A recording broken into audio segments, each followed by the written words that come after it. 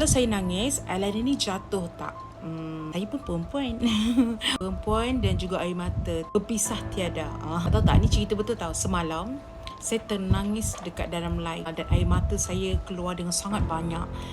Secara live, alhamdulillah, eyeliner saya pakai banyak ni, dia langsung tak jatuh. Dan saya ada satu customer yang baru juga share feedback ni semalam, dia buat nangis juga. Apa nampak? Dia terkejut lah, dia bawa nangis, eyeliner tak jatuh langsung.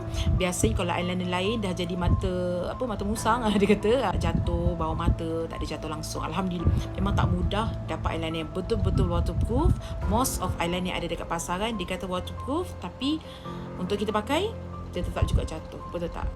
Untuk oily skin, dry skin, sensitive skin, semua boleh pakai. Cuma kena pakai cara yang betul sebelum pemakaian eyeliner. Nanti dekat dalam kotak ada cara pemakaian dan puan hanya tengok step dia. InsyaAllah. Memang saya pakai boleh tahan 16 jam. Customer saya pakai heavy oily skin boleh pakai 18 jam.